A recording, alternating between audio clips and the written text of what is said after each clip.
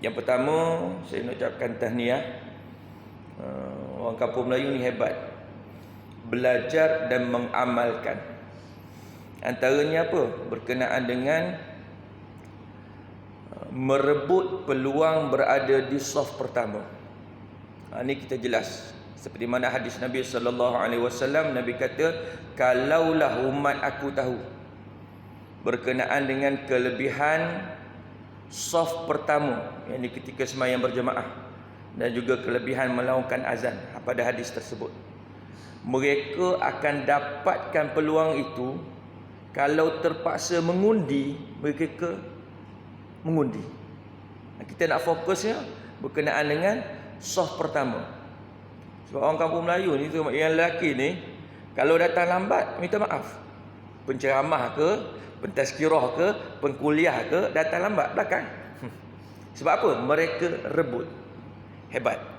Sebab ada setengah-setengah tempat datang awal, duduk mana? Belakang. Ya, sekarang kan seronok bawa sejadah sendiri, mentang kat belakang. Bila nak ke depan? Bila orang selesai iqamah. Tak betul lah cara tu. Sepatutnya kita yang datang awal ni penuhkan. Sebab hadis Nabi jelas berkenaan dengan perkara ini.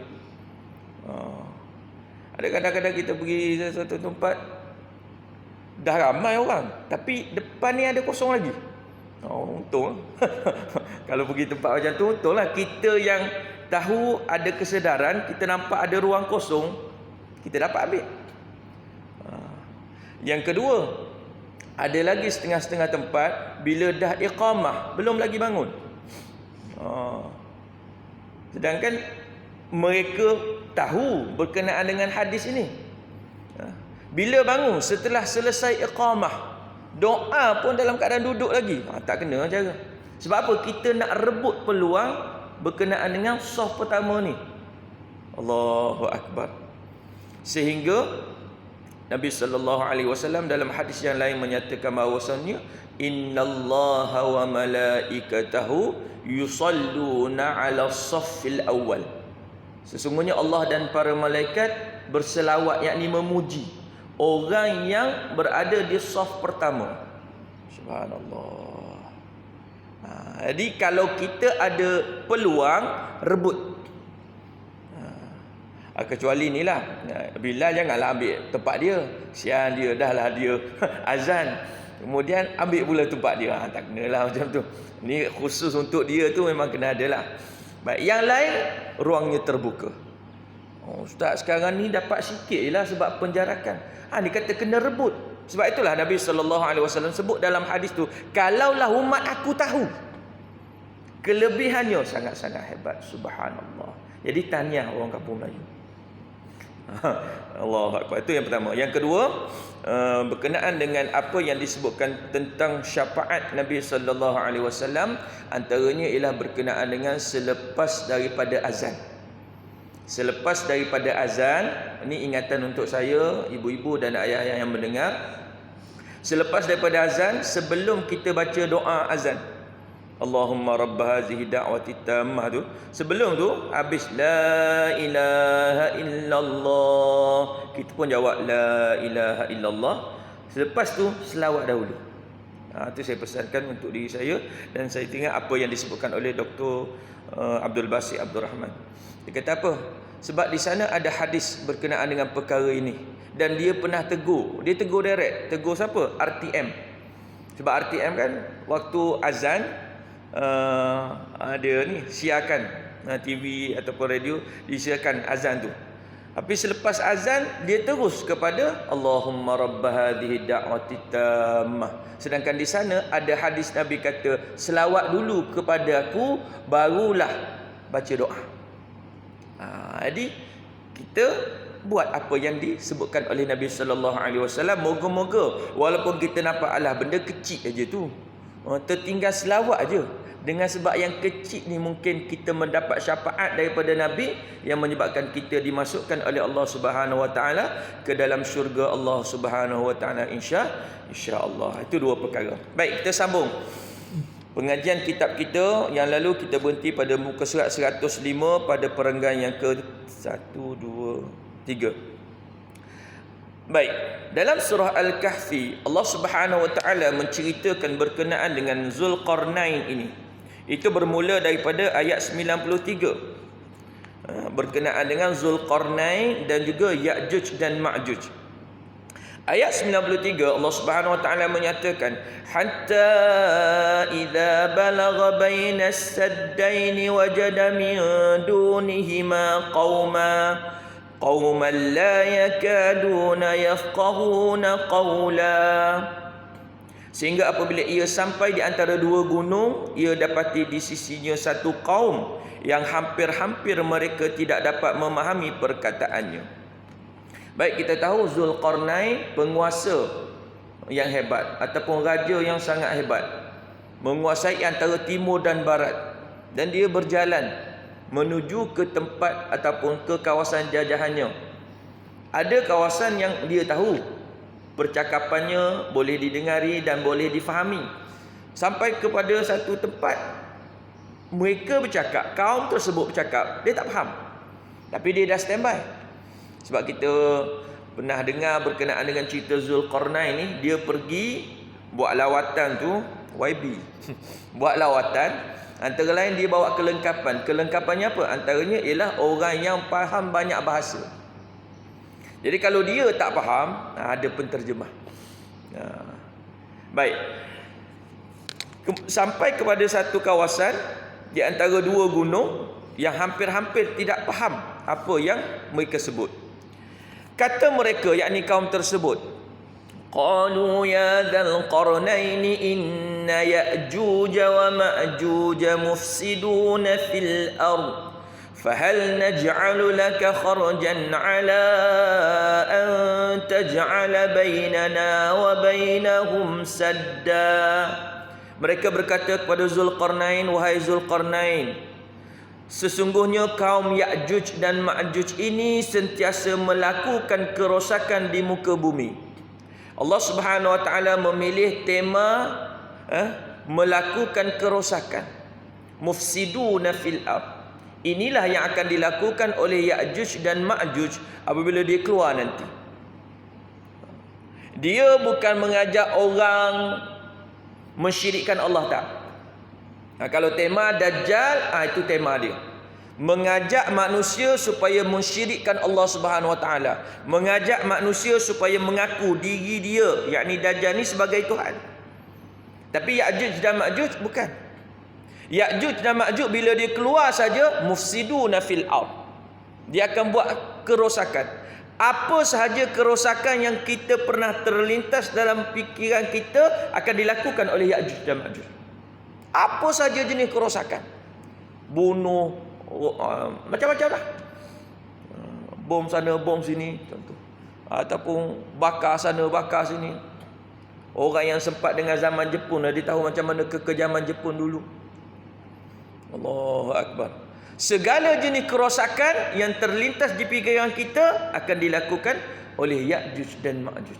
Sehingga kalau kita meneliti sirahnya, antara sebab penduduk kampung ini mengadu kepada Zulqarnain berkenaan dengan sifat Ya'juj dan Ma'juj ini ialah bila mereka keluar daripada tempat mereka melalui jalan gunung tu, maka mereka akan rosakkan tanaman-tanaman orang ataupun penduduk sebelah sini.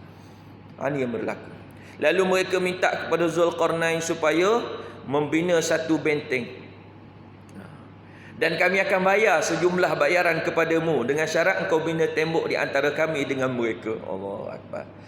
Penduduk nak bayar kepada raja. Lalu apa kata Zulqarnain? Qala ma makkanni fihi rabbi khairun fa'inuni biquwwatin aj'al bainakum wa bainahum radma. Ia menjawab, yakni Zulqarnain kata, kekuasaan yang Tuhanku jadikan daku menguasainya lebih baik. Oleh itu, bantulah aku dengan tenaga kamu beramai-ramai. Akan aku bina di antara kamu dengan mereka sebuah tembok penutup yang kukuh. Tak apalah, duit tu simpan. Duit yang kamu ada tu simpan. Buat benda lain. Allah Subhanahu wa taala dah bagi kekuasaan menguasai timur dan barat. Hebat. Allahu Akbar. Tak adalah raja sekarang, tak adalah menguasai timur dan barat. Kalau berkuasa pun satu negeri, kalau berkuasa pun satu negara. Menguasai timur dan barat tak adalah sekarang. Baik, lalu dinyatakan bahawasanya apa yang kamu perlu bagi adalah tenaga. Sebab apa? Nak kumpulkan besi, nak kumpulkan tembaga. Banyak mana nak kumpulkan besi, banyak mana nak kumpulkan tembaga. Nak tutup antara dua bukit. Dua bukit, tengah-tengah ni lorong. Nak susun besi ni sekira-kira sampai sama tahap. Allahu Akbar. Berapa tan tu? Berapa ribu tan besi? Nak susun tu satu hal. Kalau rendah-rendah boleh je. Okey, campak susun. Tapi setinggi bukit, nak guna crane ke nak guna apa? Zaman tu. Macam kalau kita tengok kajian yang dilakukan berkenaan dengan pembinaan piramid. Bila orang buat kajian dan perkara ini ada dikaitkan dan disebutkan dalam Al-Quran. Bila sains buat kajian, hebat. Bongkah-bongkah batu tu besar-besar. Orang yang pernah pergi Mesir tahulah. Kalau dah melawat piramid tu, saya tak pernah lagi. Cuma saya tengok berkenaan dengan kajian yang dilakukan. Bagaimana dinaikkan batu-batu yang besar tu untuk susun piramid. Dia gunakan sistem air. Digunakan sistem air. Subhanallah. Satu naik sampai atas. Allahu Akbar. Ini bagaimana pula disusun besi. Baik. Atuni zubaral hadid. Bawakanlah kepadaku ketul-ketul besi.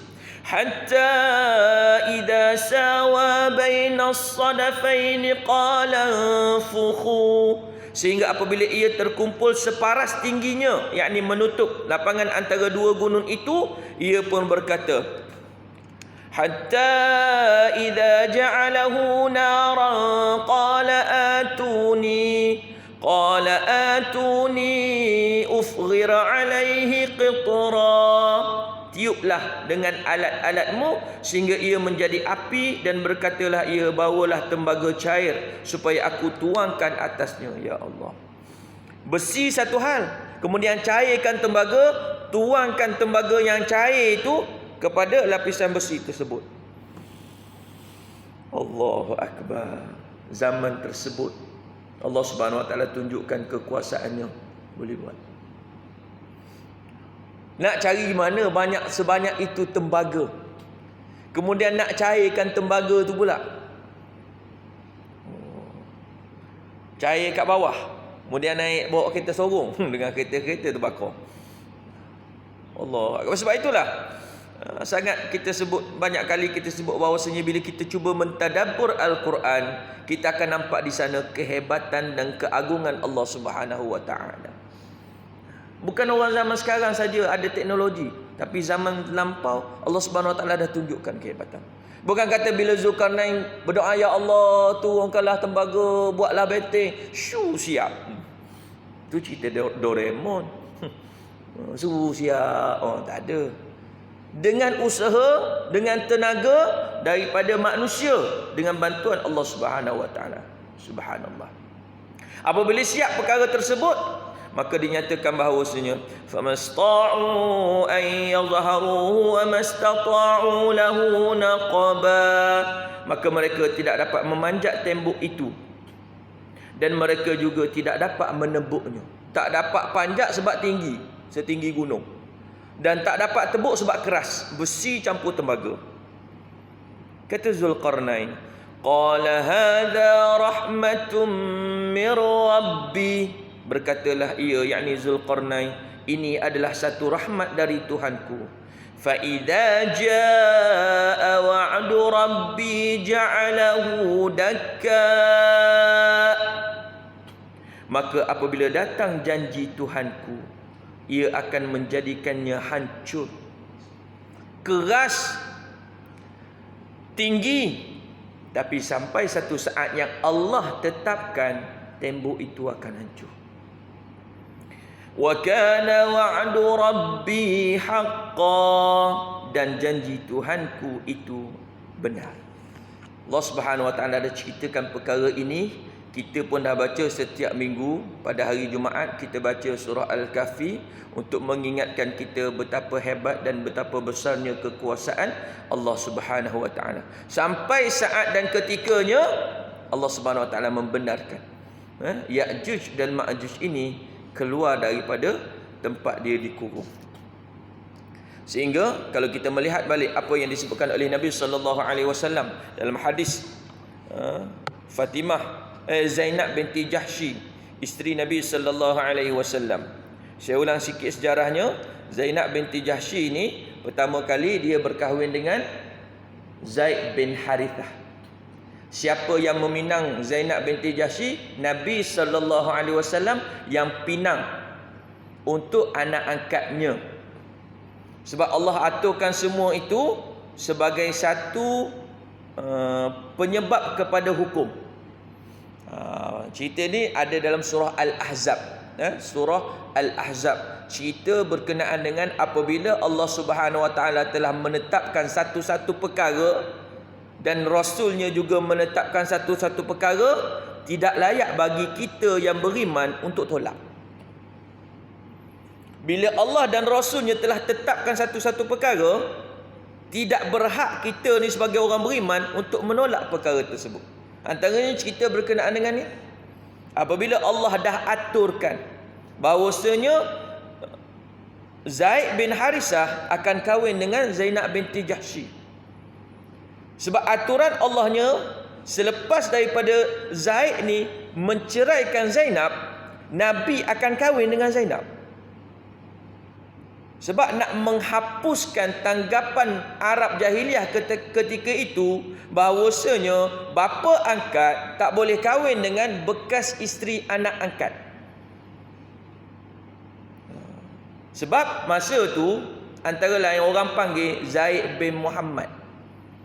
Zaid bin Muhammad. Padahal Zaid bin Harisah.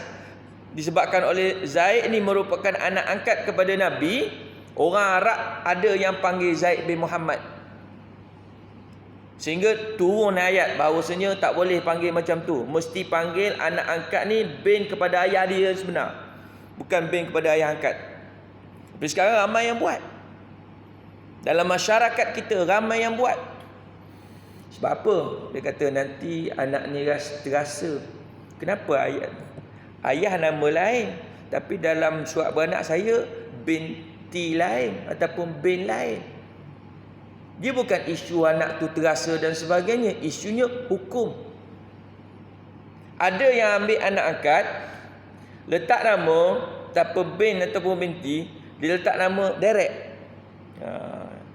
Contoh Nurul Farisha Farhan. Farhan tu barat nama ayah angkat. Dia letak direct supaya tuan-tuan, bab hukum jangan main-main. Sebab Allah Subhanahu Wa Taala, sebab itulah bila kita mentadabbur, kita tengok apa yang Allah Subhanahu Wa Taala nak. Panjang pula nak cerita Zainab binti Jahsy ni saja. Tapi itu bab hukum. Kita akan jumpa tak, terutamanya kalau cikgu-cikgu lah, bila nak daftarkan pendaftaran budak-budak, IC gini, nama ayah dia macam ni. Kenapa pula? Kalau dijelaskan, kita tahulah.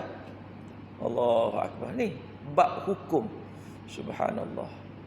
Sebab itulah bila Zaid telah menceraikan isterinya, yakni Zainab binti Jahsy, permulaan tu agak susah Nabi SAW nak ceritakan berkenaan dengan perkara ini. Sehingga Allah Subhanahu Wa Taala tegur. Allah Subhanahu Wa Taala tegur. Kenapa kamu berat sangat nak cerita? Istilahnya mudah macam tu. Sedangkan perkara ini adalah ketetapan daripada Allah. Nak mengubah konsep ketika itu, bahawasanya ayah angkat boleh kahwin dengan bekas isteri anak angkat. Sebab dia bukan menantu. Kalau ayah dengan menantu tak boleh lah. Dia haram. Itu jelas. Baik. Dinyatakan bahawasanya suatu ketika Nabi SAW tidur di rumah Zainab binti Jahsy, yakni isterinya. Tiba-tiba Nabi bangun. dengan muka yang merah seraya berkata la ilaha illallah, celaka bangsa Arab disebabkan oleh kemungkaran ataupun maksiat yang dilakukan oleh mereka. Pada hari ini dibuka dinding Ya'juj dan Ma'juj seperti ini. Nabi menemukan jari telunjuk dengan jari yang sebelahnya, yakni ibu jari dengan jari telunjuk. Nabi buat besar ni lubang. Bila zaman Nabi, mereka tebuk besar ni. Lalu Zainab pun bertanya, wahai Rasulullah, apakah kita akan binasa padahal masih ada di kalangan kita orang-orang yang soleh, orang yang beramal ibadah, orang yang melakukan ketaatan dan sebagainya? Maka kata Nabi sallallahu alaihi wasallam, ya, apabila kejahatan telah bermaharajalela. Zaman Nabi, bangsa Arab buat maksiat, bangsa Arab buat kejahatan, buat kemungkaran.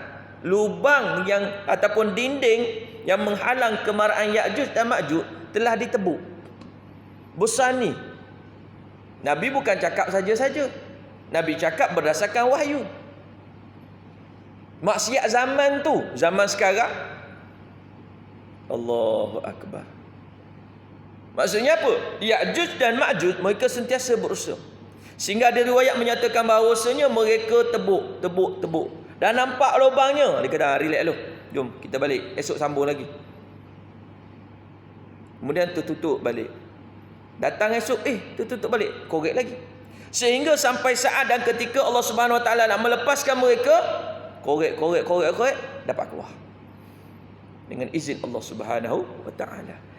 Baik, lalu dinyatakan bahawasanya sesungguhnya Ya'juj dan Ma'juj setiap hari berusaha keras melubangi dinding itu, sehingga apabila mereka melihat cahaya matahari, berkatalah pemimpin mereka, pulanglah, besok kamu akan teruskan melubangi lagi. Maka esok harinya mereka pun telah kembali melubangi dinding tersebut dengan giat, sehingga manakala telah sampai saatnya Allah hendak membangkitkan mereka kepada manusia, maka mereka terus melubangi sehingga apabila mereka melihat cahaya matahari, berkatalah pemimpin mereka, pergilah, besok kamu akan teruskan melubangi insya-Allah. Ketika mereka kembali lagi hendak melubanginya, dinding itu tetap seperti keadaan semula saat mereka tinggalkan kembali. Mereka pun terus, akhirnya mereka dapat keluar. Ini yang dijanjikan oleh Nabi sallallahu alaihi wasallam. Baik, kita sambung kitab kita. Jadi bangsa Ya'juj dan Ma'juj ini akan keluar dari tempat tahanan mereka, iaitu apabila mereka dapat menembusi dinding tembaga yang dibina oleh Zulqarnain sebagai penghalang mereka untuk keluar. Sehingga ada kajian yang menyatakan bahawasanya, sebab kita tahu Ya'juj dan Ma'juj manusia macam kita. Ya'juj dan Ma'juj adalah manusia macam kita, cuma sifat mereka ganas. Di belakang tembok itu mereka bukan duduk saja tunggu-tunggu, tak. Mereka berkembang biak macam kita. Mungkin pembangunan mereka lebih hebat kat sana. Teknologi mereka mungkin lebih canggih. Mereka beranak pinak. Sehingga ada riwayat yang menceritakan bahawasanya seorang lelaki daripada Ya'juj dan Ma'juj ini, mereka tidak akan meninggal sehingga mereka tengok 1000 zuriat mereka. Kalau seorang 1000, Allahu Akbar, ramai. Tepatlah apa yang disebutkan oleh Nabi sallallahu alaihi wasallam, bila mereka turun nanti, bila mereka dilepaskan turun dari tempat yang tinggi ini, bangsa ini akan keluar dan membuat kerosakan di atas muka bumi ini, seperti mana yang disebutkan oleh Nabi sallallahu alaihi wasallam dalam hadis yang diriwayatkan oleh Muslim. Lalu Allah Taala melepaskan bangsa Ya'juj dan Ma'juj. Mereka kelihatan turun dari setiap tempat yang tinggi dengan bersegera membuat kerosakan. Maka kumpulan yang pertama di kalangan mereka akan melalui Tasik Sabariyah ataupun Tasik Tabariyah di Palestin. Lalu mereka minum seluruh air yang ada di dalam tasik itu, sehingga apabila kumpulan berikutnya datang ke tasik itu, mereka berkata, sesungguhnya sebelum ini di sini ada banyak air. Dalam hadis ini nak menggambarkan bahawasanya ramainya mereka turun daripada bukit melalui tasik. Tasik ni banyak air. Kita tengok ni lah tasik keluar, tempat orang jogging. Tasik kan, tasik buatan. Agak-agak kalau semua orang kampung Melayu pergi minum, habis tak? Tak ada orang nak minum. Contoh tu air Zam-Zam. Contoh, semua orang nak minum, minum sepuas-puasnya. Semua penduduk kampung Melayu, habis tak air tu? Tak habis. Semua orang keluar datang minum, tak habis. Air banyak. Tapi nak menunjukkan bahawasanya ramainya bilangan Ya'juj dan Ma'juj, yang depan turun minum, orang belakang tak dapat. Kering. Ya Allah. Subhanallah, ramai.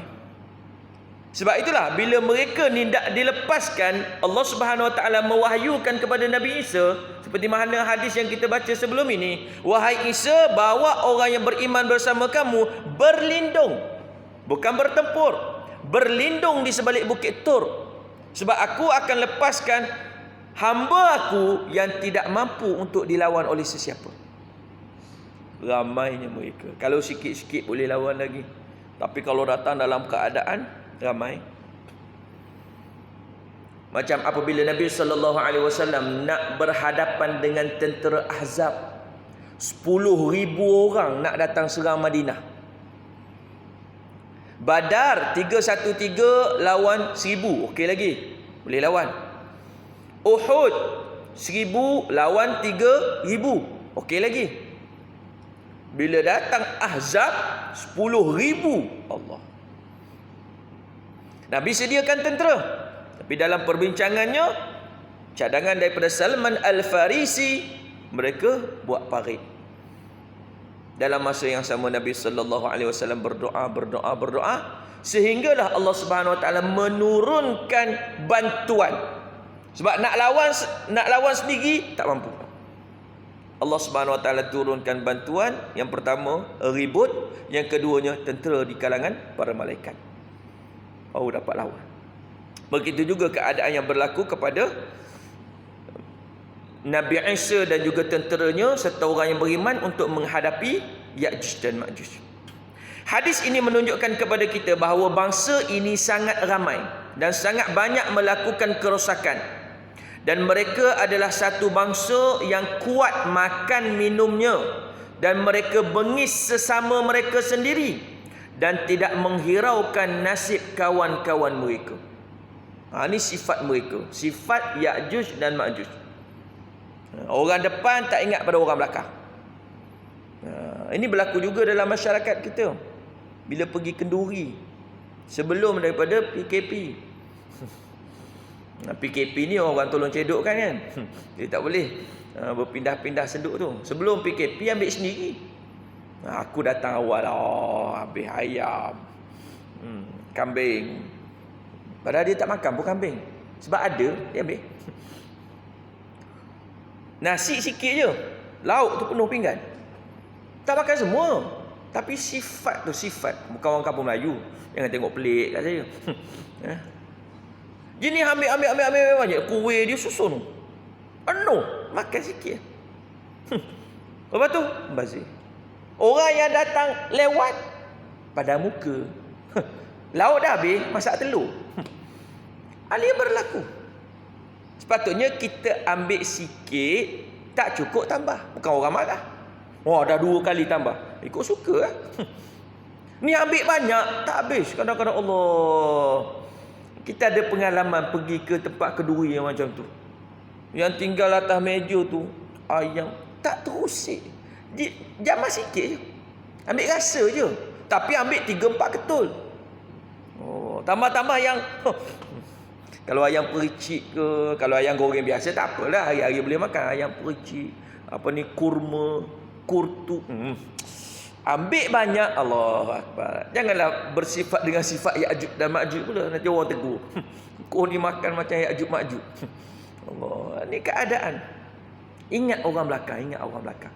Tahu kita datang awal tapi sian orang belakang. Baik, lalu dinyatakan lagi bahawasanya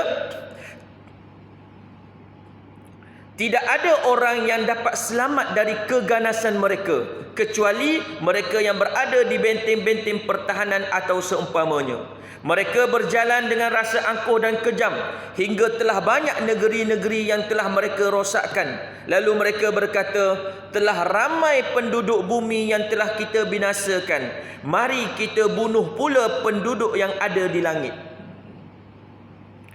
Tuan-tuan, ibu-ibu, ayah-ayah sekalian, kalau kita tengok perkara ini, kita gambarkan seumpama mereka ni berada di keseluruhan. Tapi bila kita mengkaji hadis, kita akan melihat mereka berada di kawasan yang di Asia Barat saja. Kalau kita mengkaji, kita akan tengok cerita-cerita akhir zaman ni antara lain akan berlaku sekitar Palestin, Mekah dan Madinah, kawasan-kawasan sekitar situ je. Di Malaysia mungkin ada lagi orang. Tapi Ya'juj dan Ma'juj tu tak sampailah ke sini. InsyaAllah kalau kita melihat kepada konteks hadis ini, mereka di sekeliling tu mereka berjalan dan merosakkan rusak. Istilahnya apa sahaja yang ada depan mereka, mereka akan rosakkan. Sama ada makan, bunuh dan sebagainya. Allahu Akbar. Yang selamat yang berada di benteng-benteng pertahanan. Baik, lalu dinyatakan bahawasanya mari kita bunuh pula penduduk langit. Oh, hebat. Sebab yang depan mata di atas muka bumi ni yang mereka nampak dah habis mereka binasakan. Lalu salah seorang di antara mereka melemparkan ataupun mengarahkan lembingnya ke atas langit dan melemparkannya ke atas dengan sekuat-kuatnya. Ada riwayat yang lain kata mereka panah. Apabila lembing itu jatuh ke atas muka bumi, maka kelihatan mata lembing itu berlumuran darah. Hancar lembing jatuh, tengok darah. Mereka menyangka mereka benar-benar telah membunuh penghuni langit. Tetapi apa yang berlaku hanyalah satu ujian oleh Allah Subhanahu Wa Taala terhadap mereka. Allah Subhanahu Wa Taala sengaja hantar burung ke, kena burung. Zaman Nabi Musa, bila Fir'aun kata dia ni Tuhan, kan diperintahkan Haman untuk apa? Bina menara yang tinggi. Untuk apa? Aku nak pergi bunuh Tuhan Musa. Kan dia panah, kemudian anak panah jatuh tu ada darah. Tengok aku dah bunuh Tuhan Musa. Mudah dia. Allah Akbar. Orang yang angkuh bertambah angkuh. Allah Subhanahu Wa Taala nak bagi macam tu supaya apa? Supaya dia tahu azab Allah Subhanahu Wa Taala. Baik. Setelah apa yang telah kita seperti apa yang telah kita sebutkan sebelum ini, bahawa ketika bangsa Ya'juj dan Ma'juj membuat kerosakan ini, Nabi Isa AS bersama dengan tenteranya sedang berada di belakang Bukit Tur. Mereka menjadikan Bukit Tur ini sebagai pelindung atau benteng mereka dari bahaya bangsa Ya'juj dan Ma'juj. Mereka terkepung dalam kawasan yang agak sempit sehingga hampir kehabisan bekalan makanan. Lama terkepung tu. Ya'juj dan Ma'juj bermaharaja lela, merosakkan. Mereka boleh lihat. Nabi Isa bersama tentera lihat. Allahu Akbar, teruknya. Benda ini mudah kita nak gambarkan kalau kita tengok cerita filem orang putih. Orang putih buat cerita macam zombie ke apa. Yang masih hidup tu duduk, dia tengok macam mana zombie ni. Tengoklah juga sekali-sekala. Nak gambarkan bila kita baca, kita belajar dan kita cuba tengok sendiri, istilahnya teruk macam ni sekali. Yang cerita orang putih buat Predator, Alien vs Predator ke, nak menunjukkan bahawasanya itu keadaan kekejaman yang dilakukan. Allahu Akbar, tak sanggup. Sehingga hampir kehabisan makanan. Kata Nabi SAW, sehingga kepala lembu yang dimiliki oleh seseorang ketika itu lebih bernilai dari 100 dinar yang dimiliki oleh kamu, wahai para sahabat Nabi pada hari ini. Hadis riwayat Muslim.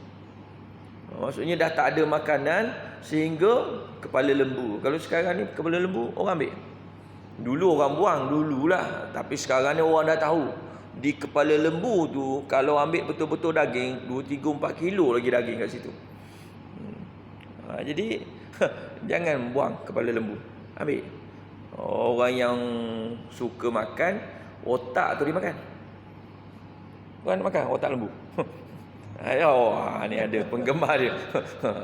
Tapi nak dapatkan susah. Penuh. Orang yang betul-betul nak baru dapat.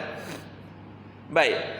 Kepala lembu, harga kepala lembu itu lebih bernilai dari 100 dinar. 100 dinar kalau sekarang, jangan sebutlah. 1 dinar dah berapa harga dia sekarang? Kalau 100 dinar, ya Allah. Ini menunjukkan kepada kita bahawa tentera Nabi Isa AS berada dalam kekurangan bekalan makanan, sehingga kepala seekor lembu, apakah lagi daging dia, yang biasanya murah saja di tempat itu, menjadi melambung harganya. Ujian Allah Ta'ala kepada kaum muslimin rupanya masih belum habis lagi. Selesai satu, datang pula satu. Ini adalah kali kedua mereka terkepung di kawasan Baitul Maqdis. Kali pertama dikepung oleh tentera Dajjal. Setelah Dajjal dan tenteranya habis, terkepung pula dengan Ya'juj dan Ma'juj. Dalam keadaan yang terdesak ini, maka Nabi Isa AS bersama dengan tenteranya dengan penuh rendah hati berdoa mengharapkan bantuan daripada Allah Subhanahu wa Ta'ala. Hari-hari berdoa mohon pertolongan kepada Allah Subhanahu wa Ta'ala. Dah tak daya lagi nak menghadapinya, makanan makin tak ada. Maka Nabi Isa AS mengajak semua mengikhlaskan hati, berdoa dan bermunajat kepada Allah Subhanahu wa Ta'ala, mengirimkan bantuan kepada mereka, sehinggalah doa mereka dimustajabkan, doa mereka diperkenankan oleh Allah Subhanahu wa Ta'ala. Maka Allah Subhanahu wa Ta'ala menghantar bantuan kepada Nabi Isa dan tenteranya, dan bantuan itu kita akan sambung minggu depan. Apa bentuk bantuan itu kita akan sambung pada pertemuan minggu depan insya-Allah. Yang baik datangnya daripada Allah Subhanahu wa Ta'ala, buruk dan lemah itu datangnya daripada kelemahan kita semua. Hakikatnya semua ilmu itu milik Allah Subhanahu wa Ta'ala. Auzubillahi minasyaitanir rajim. Gunung tu kat mana kan Ustaz? Gunung tu di Palestin. Gunung yang Ya'juj. Ya'juj dan Ma'juj. Kalau ikutnya, sebab mereka akan keluar dalam keadaan dia kawasan-kawasan di Asia Barat, di Palestin ataupun di Syam. Ini bukan di China, walaupun ada kajian yang menyatakan bahawasanya benteng yang dibuat oleh Zulkarnain ini ialah tembok besar China, bukan. Dia bukan di China. Ada kajian ataupun kalau tengok dalam YouTube macam-macam, dah jumpa. Mudah sangat dia cari, dah jumpa. Sebab dia dua keadaan. Benteng tu memang ada. Satunya mungkin kita boleh tengok. Yang kedua, Allah Subhanahu wa Ta'ala menggaibkan ataupun kita orang biasa ni tak nampak. Sehingga sampai masa Allah Subhanahu wa Ta'ala nak keluarkan mereka, baru benda tu dijelmakan. Allah. Kalau nak cari buat apa? Ada orang nak cari, aku nak cari. Nak cari buat apa? Nabi bukan suruh pergi cari, Nabi suruh beramal supaya kita selamat. Macam orang kata, Dajjal ni kat mana? Aku nak pergi cari. Tak payah cari. Beramal dengan surah Al-Kahfi, dengan doa-doanya supaya kita terhindar daripada fitnah Dajjal. Ada jenis, aku nak cari, tak apalah, habis duit pun, la ilaha illallah. Nak cari buat apa? Ambil gambar, masuk Facebook, aku dah jumpa Dajjal. Tak ada kerja. Jadi benteng tu dia berada di kawasan Syam ataupun di Palestin. Sehingga bila mereka turun tu dalam keadaan, sebab mereka turun, kalau dalam hadis ini ceritanya, hadis riwayat Muslim, mereka akan melalui Tasik Tabariyah. Tasik Tabariyah ni di Palestin.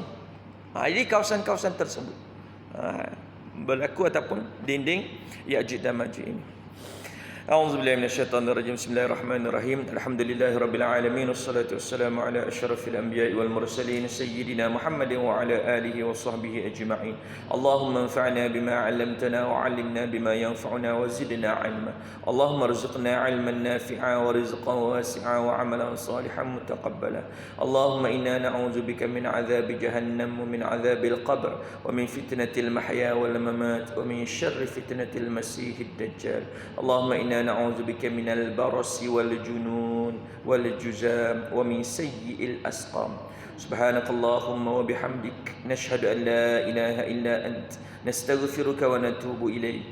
وصلى الله على سيدنا محمد وعلى آله وصحبه وبارك وسلم والحمد لله رب العالمين. تقبل الله منكم.